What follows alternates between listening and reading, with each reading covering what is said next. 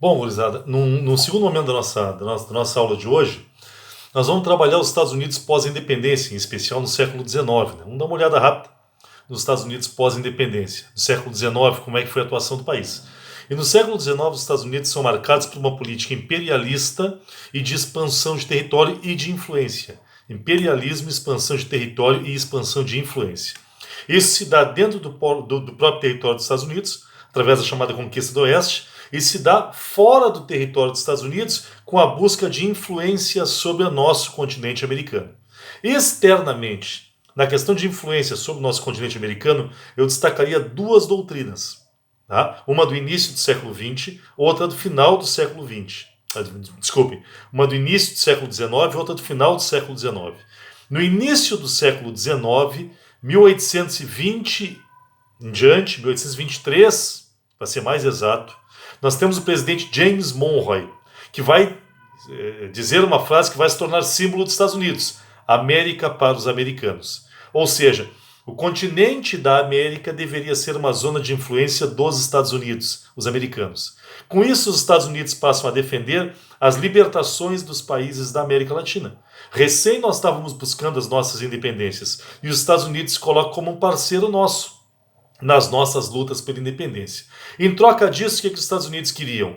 Eles queriam ser o nosso principal parceiro econômico, militar, político, né? E com isso os Estados Unidos passaram assim a ter o direito de ingerência nos nossos problemas internos. Então, quando falar na tal da doutrina Monroe, ou Monroe, como queiram, lembrem do presidente James Monroe ou James Monroe, né? E lembrem do América para os americanos. Os Estados Unidos estendendo seus tentáculos sobre a América.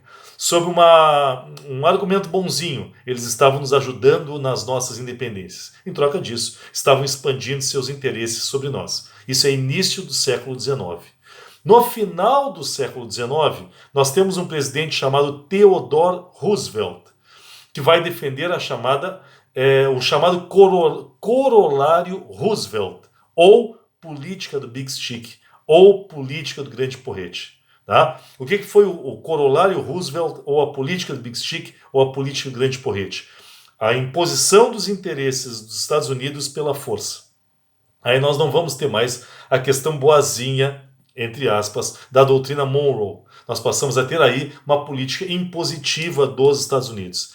Aos amigos, as flores. Aos inimigos, o porrete. E os Estados Unidos passam a defender os interesses dos seus empresários e das suas grandes empresas na América através do uso da violência. Quando se cita a política do Big Stick, ou a política do grande porrete, nós temos que lembrar, em especial, a intervenção dos Estados Unidos em Cuba. Os Estados Unidos apoiam a independência de Cuba com a condição de ter uma influência sobre o país depois da independência. Os Estados Unidos apoiam a independência de Cuba em relação à Espanha. Os Estados Unidos apoiam a independência de Cuba em relação à Espanha, mas, feita a independência de Cuba, os Estados Unidos colocam na Constituição de Cuba um artigo que permitia aos Estados Unidos intervir em Cuba sempre que julgassem necessário. Tá? É um exemplo de intervenção dos Estados Unidos sobre Cuba. E, além disso, os Estados Unidos passam a ter o direito de usar a base de Guantánamo, o que até hoje eles usam. Isso vem com as condições dos Estados Unidos para apoiar a independência de Cuba em relação à Espanha.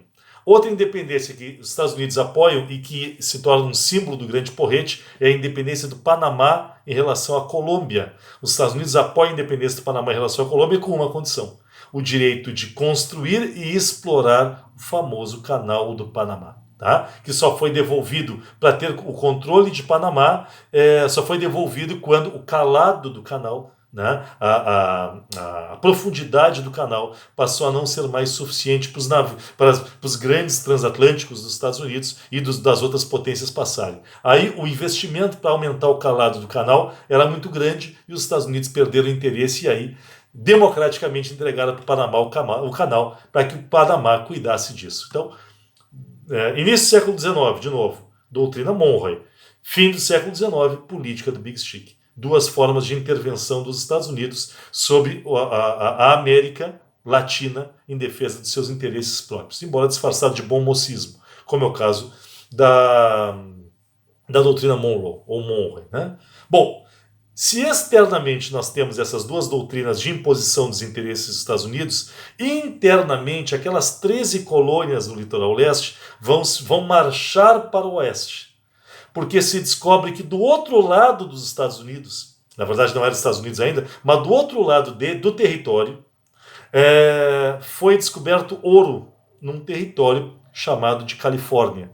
Por isso, aquelas carrocinhas brancas vão sair do leste e vão se espalhar em direção ao oeste para chegar até a Califórnia para pegar o ouro da Califórnia. No meio de tudo isso havia alguns problemas, né? Em especial 3 problemas impediam os Estados Unidos de chegar na Califórnia. Primeiro, os índios. O oeste dos Estados Unidos era terra indígena. E por isso nós vamos ter, em nome da conquista do Oeste, em nome da chegada à Califórnia, o extermínio das nações indígenas pelos Estados Unidos. Os Estados Unidos vai exterminar os índios e vai exterminar o alimento principal dos índios, os búfalos. Nós vamos ter o extermínio dos búfalos e o extermínio dos índios. Não só o extermínio, os índios passam a perder sua terra e a ser mandados para reservas indígenas, controladas pelo governo dos Estados Unidos. Controladas, entre aspas, porque passam a ser, na verdade, verdadeiros campos de extermínio de índios, as reservas indígenas organizadas pelo governo dos Estados Unidos. Noves fora isso, para estimular que os habitantes das colônias, das 13 colônias, fossem para o oeste, conquistar o resto do território, o governo passa a dar título de propriedade da terra para os colonos, sem eles sequer pisarem lá. Os colonos ganhavam títulos de propriedade sobre terra de índio. Tá, mas e os índios? O governo usou uma canalice, o governo dos Estados Unidos. O governo dos Estados Unidos passou a defender a ideia de que quem não reconhece um direito como seu, não pode querer usar esse direito em seu benefício depois. Quem não sabe que tem direito a alguma coisa, não pode alegar esse direito. Ou seja, segundo a visão do governo dos Estados Unidos, como os índios não tinham noção do que era propriedade, porque eles tratavam a terra de forma coletiva, como os índios não tinham noção do que era propriedade, eles não podiam alegar que tinham propriedade sobre a terra.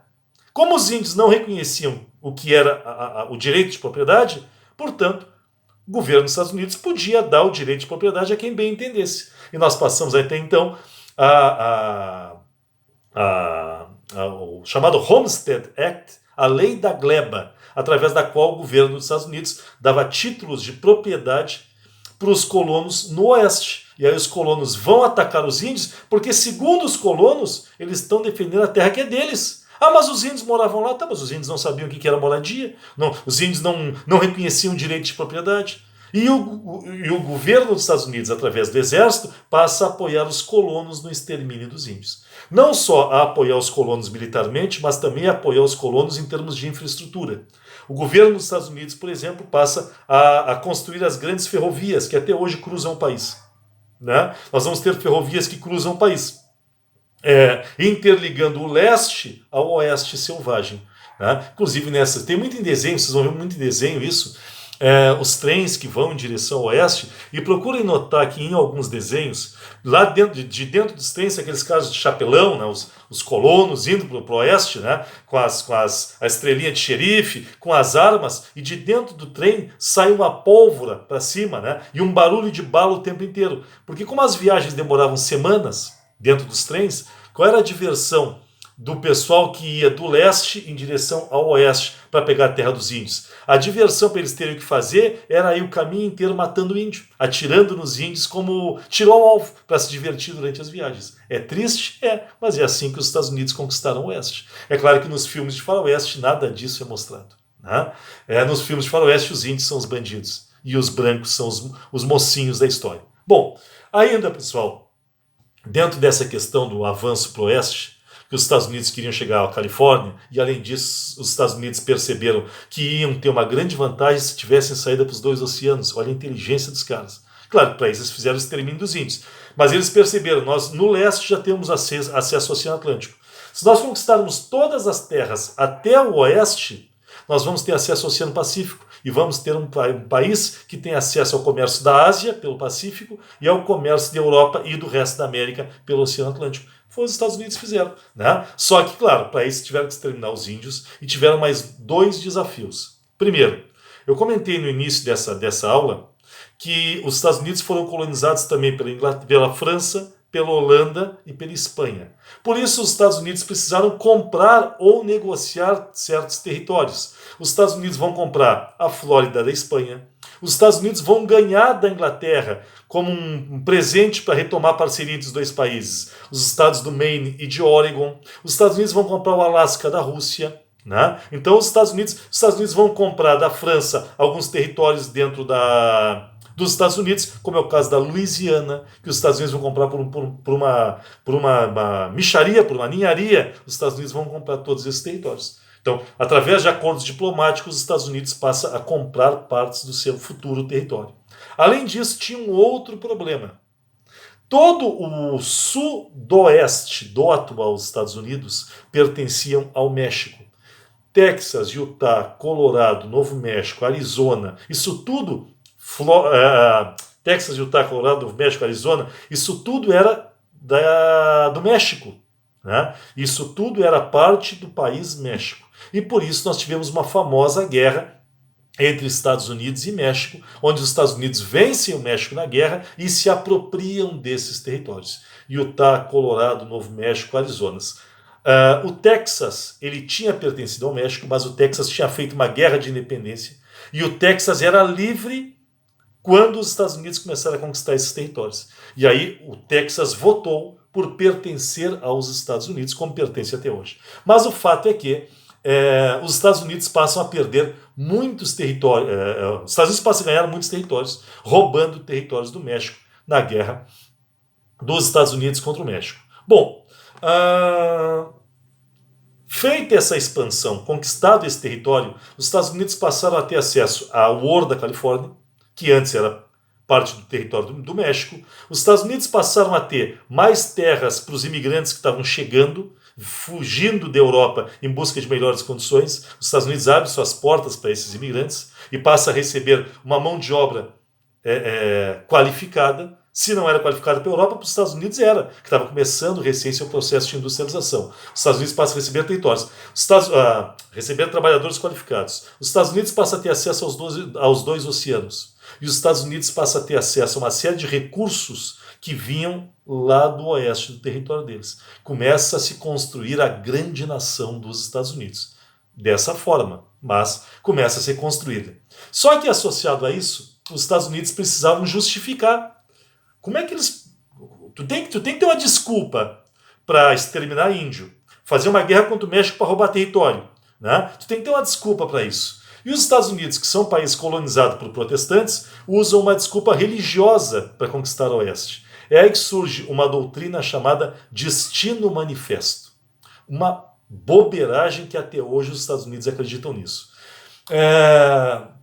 O governo dos Estados Unidos passa a defender a ideia de que, assim como no Antigo Testamento, o povo judeu, o povo escolhido, teve o direito de ir para Canaã, Palestina, e espalhar seus valores pelo mundo, após cruzar o Mar Vermelho, fugindo da escravidão no Egito, o novo povo, escolhido por Deus, eles, os Estados Unidos, tinham cruzado o novo Mar Vermelho, o Oceano Atlântico, e tinham chegado à Nova Canaã, Nova Terra Prometida, os Estados Unidos. E que, assim como os judeus, em nome de Deus, espalharam sua cultura pelo mundo, eles, Estados Unidos, em nome de Deus, iam espalhar sua cultura pelo mundo. Portanto, era um destino dos Estados Unidos e uma obrigação para com Deus espalhar a cultura deles sobre os índios, exterminando os índios, roubar territórios do México e passar a influenciar a América Latina. Era o destino manifesto do novo povo de Deus, o povo dos Estados Unidos. Olha a safadeza do negócio. Mas são as coisas, né? Vamos adiante. Bom, o problema é que conforme os Estados Unidos conquistaram o Oeste, eles saíram das 13 colônias do Leste e se espalharam para o Oeste, os estados do Norte e do Sul começaram a ser cada vez mais diferentes. Os do Norte passaram a ser cada vez mais industriais, cada vez mais voltados para o comércio, enquanto os estados do Sul eram cada vez mais agrícolas, latifundiários, baseados na mão de obra escrava.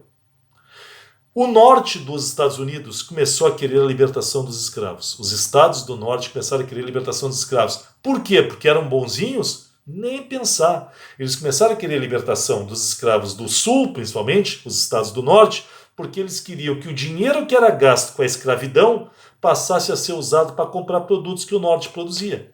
O norte passou a ver o sul dos Estados Unidos em dois sentidos. Primeiro, fornecedor de matéria-prima. Segundo, comprador de produtos industriais, já que o sul não conseguiu formar sua indústria. O sul se tornou dependente do norte e dependente da Europa. O norte não. O norte se industrializou, desenvolveu um comércio forte e por isso o norte passou a pressionar pela abolição da escravatura. Os estados do norte passaram a pressionar pela abolição da escravatura. Junto a isso, passou a haver uma pressão humanista dentro dos Estados Unidos. Passou a haver uma pressão contra a escravidão, não só dos Estados Unidos. Passou a haver uma pressão da própria Inglaterra contra a escravidão nos Estados Unidos. E os Estados Unidos passam a ter na escravidão um ponto de problema.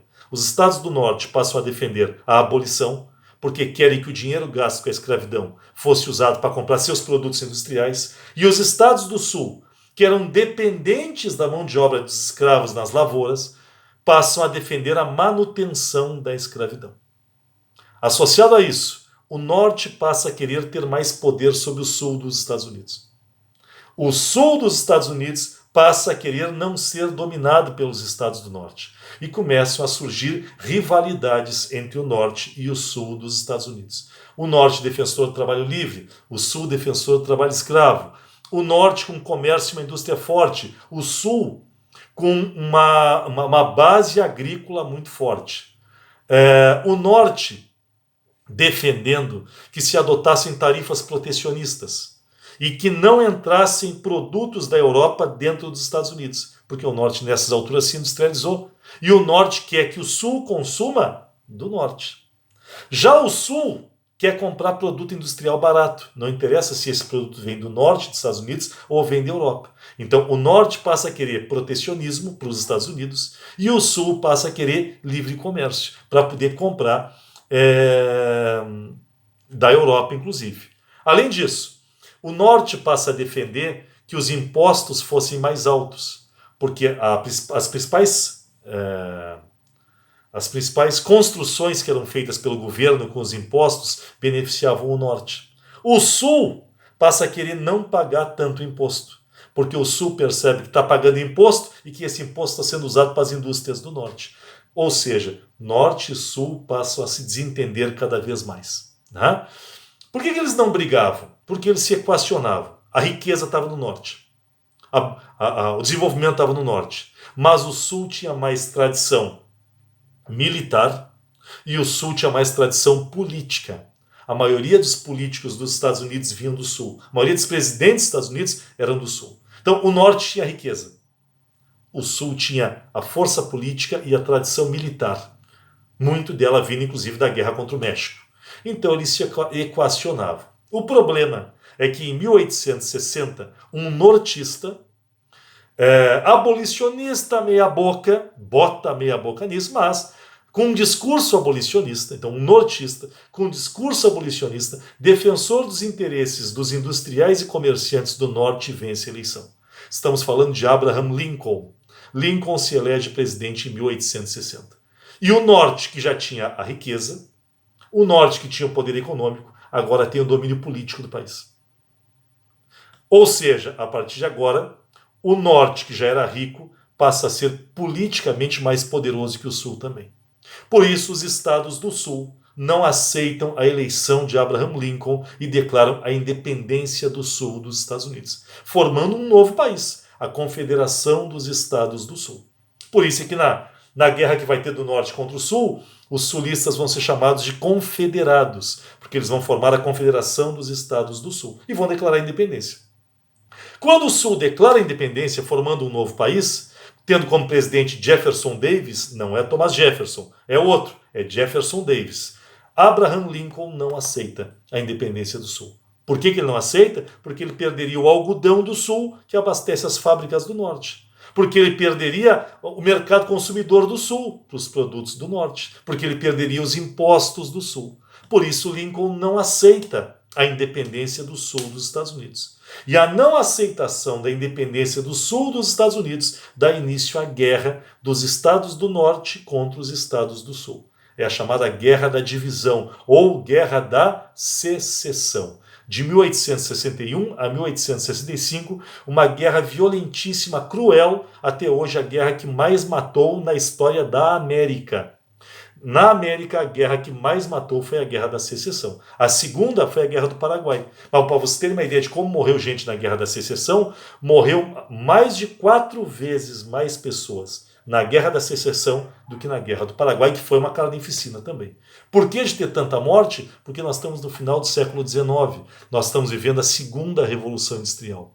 E os Estados Unidos passam a usar em massa as novas armas que estão sendo inventadas e que vão ser usadas depois na Primeira Guerra Mundial.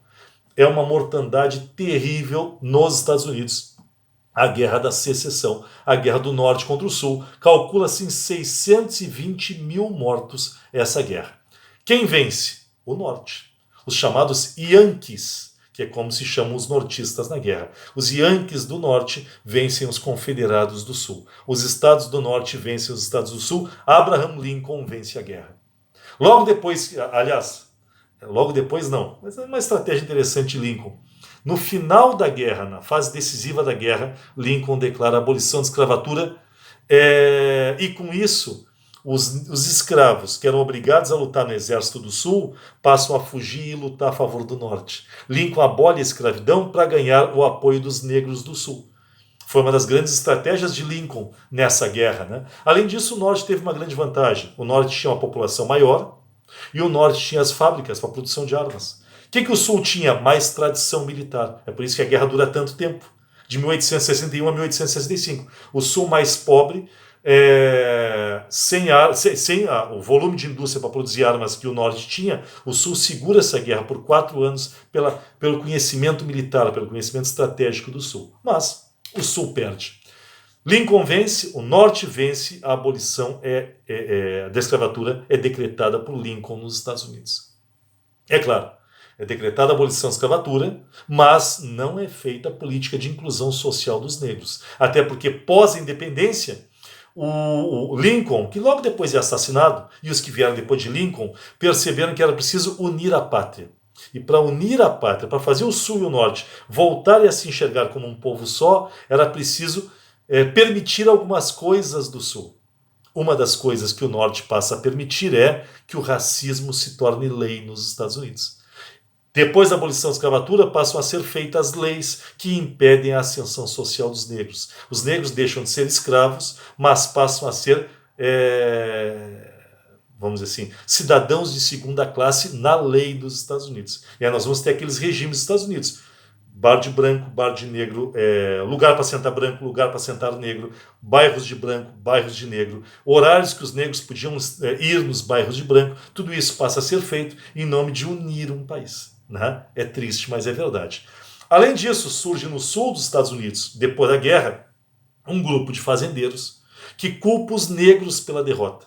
Afinal de contas, esse grupo de fazendeiros diz que o Sul perdeu porque os negros foram lutar a favor do Norte. E eles passam a se organizar para atacar famílias negras. O símbolo deles, a cruz pegando fogo. Estamos falando de um movimento chamado de Ku Klux Klan.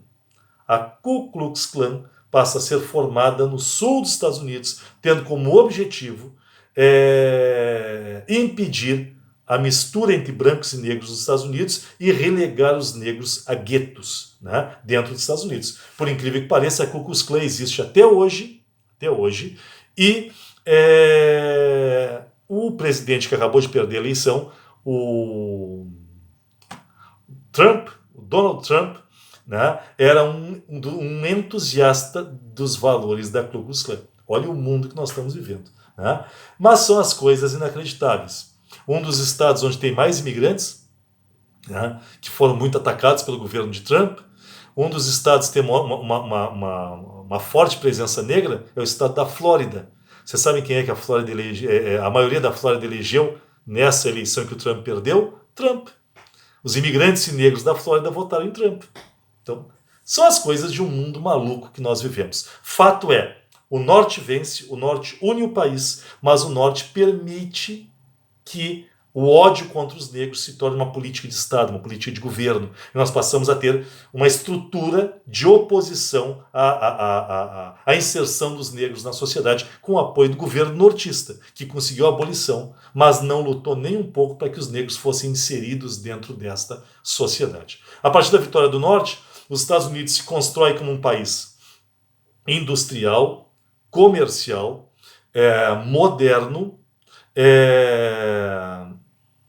racista é consequência da forma como o Norte trouxe o Sul para governar junto e expansionista. O governo dos Estados Unidos passa a ser visto como um instrumento de apoio à grande empresa. E é por isso que o governo dos Estados Unidos, após a Guerra da Secessão, passa a apoiar governos no mundo inteiro que fossem a favor dos interesses dos Estados Unidos. Na nossa América, eles passam a estabelecer as chamadas repúblicas de banana.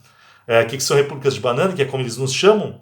Eles passam a apoiar governos corruptos que se dispõem a fornecer recursos naturais e minerais para as empresas dos Estados Unidos e, em troca, o governo dos Estados Unidos apoia militarmente esses governantes para se eternizarem no poder.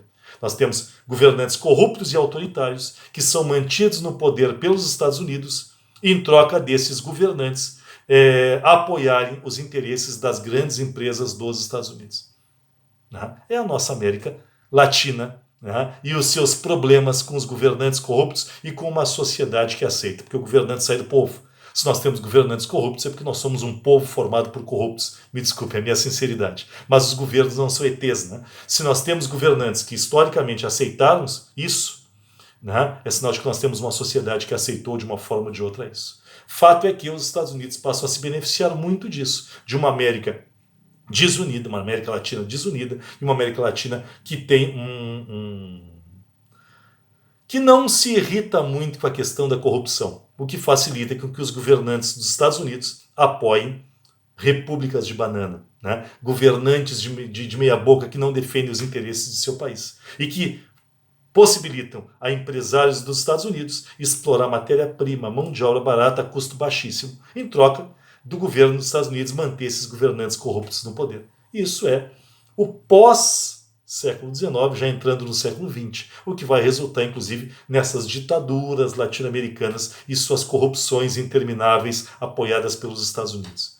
Feito, pessoal? Com isso, nós fechamos os Estados Unidos do século XIX e fechamos o desafio de, nesta semana, trabalharmos a história dos Estados Unidos. Colonização, independência e século XIX. Espero que tenham gostado. O material já está lá no AVA. Deem uma olhada, tirem as dúvidas, façam as tarefas e qualquer coisa, entrem em contato, tá?